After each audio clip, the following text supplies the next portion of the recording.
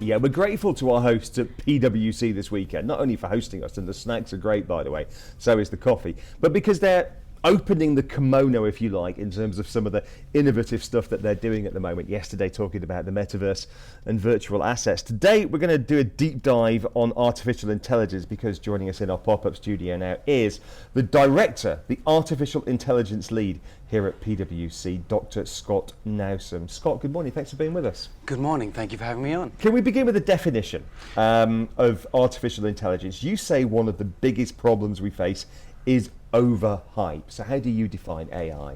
So AI is essentially, it's another one of these very broad terms, and it's a field with many subfields in it, but it's essentially a branch of computer science where we attempt to have machines do tasks and complete actions that would otherwise need human intelligence.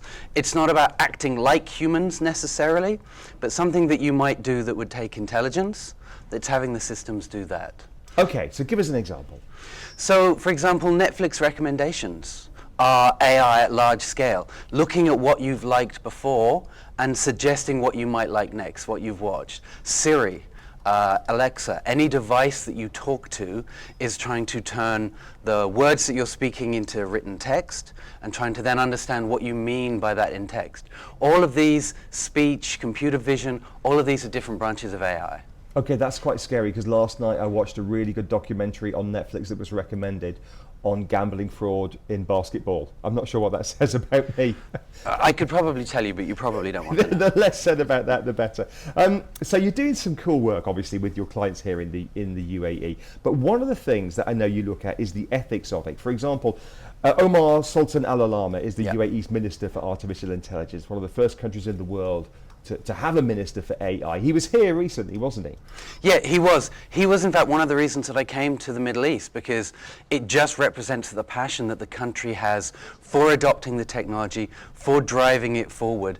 And it's just really interesting. And we talked recently, because he visited us here in the center, about just that topic, about delivering AI with a responsible lens, looking at ethics, trying to understand when there might be bias in the data, making sure you're very transparent and you can explain decisions, because it can be a bit of a black box sometimes, and it is becoming increasingly pervasive. So we need to be able to better understand the technology. And part of PwC, we're about trust.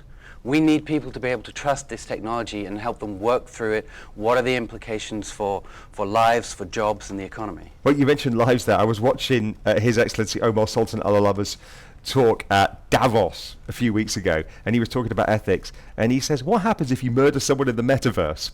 Which is a kind of thought experiment, but he raises the issue, and he said ethics is so important, because we focus so much on the technology of AI, and you've got a PhD in this stuff, so you understand it. But it's not about what you can do, but what you should do. Yeah, exactly. And then it's also about accountability. So boiling that version down, the metaverse, it's the self-driving car. And what if there is an accident? Who's responsible? Is it the car manufacturer? Is it the person who programmed the algorithm that went wrong? Is it the person who built the data? Is it the driver? And that applies to anything. A bank making a decision and they give a mortgage to the wrong person. Who is accountable for that? Is it the developer? I really hope not.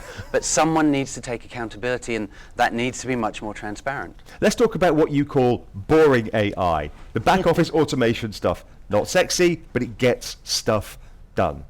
Yeah, 100%. So there's two ways to really do AI, and people would really love to do the shinier version, and that is really cool, and that's what we talk about. But boring AI really is the gateway for most businesses and enterprises to adopt AI, because there's so many tasks in the back office that are ripe for automation. Such as? So processing invoices. People reading invoices and trying to enter them into a system. It takes a degree of intelligence, because you're looking for the invoice number and it's different by different companies. Maybe it's here, maybe it's here. But AI can help you automate that. And it's just about saving time and freeing up people's capacity. Finally, got to ask you about sentience. Big story over the past 2 weeks has been Google, the gentleman by the name of Blake Lemoine, who was a researcher at Google. He claimed the chatbot he developed had sentience. Google said, no, we're not there yet. I saw one headline on Slate magazine this morning saying language models are no more sentient than your reflection in the mirror. And looking at your PhD thesis at University of Edinburgh, absolutely in this sweet spot, the language of weblogs. So this is your domain. 100%. So we were just talking about this last night with a colleague who's over at the University of AI. You know, what do we think about this sentience idea? What do we think about the singularity, which is the point at which AI surpasses human capability?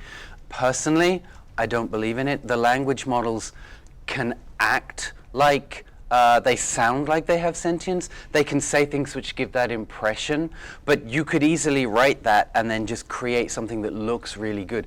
There isn't. They're just large mathematical models. That discussion turned into one about beliefs and what is sentience. But AI right now doesn't have it, and I don't foresee it in our lifetime. 30 seconds, AI for a financial services company like PwC, who's in the business of selling financial services. Is there a business model for AI at the moment? Oh, 100% there is. And what we're seeing is huge impact and massive transformation in the region. You know, the report that came out this week from The Economist Impact, sponsored by Google, they were looking at broadly what the landscape of AI is in the region. But the figures that they cited, the headline, the 320 billion impact on GDP in the region, that's actually figures from our research from a few years ago. We're currently, given the transformation in the region, we're revisiting that and looking at the different business models in different industries. And there's definitely opportunity there, and we'll be looking at that in the next few months and publishing an update. Scott, I suspect this is not the last conversation we'll have about this. So many questions coming in about it. We'll have to leave it there, but we will talk again. Ask the views of Dr. Scott Nowson. He's the director and the artificial intelligence lead here at PwC in Dubai. And of course, we are broadcasting live from PwC's Experience Centre all this week. And thanks to the guys for sharing their insights on these very, very difficult, challenging, but exciting subjects. Dubai Eye 103.8. Join the conversation.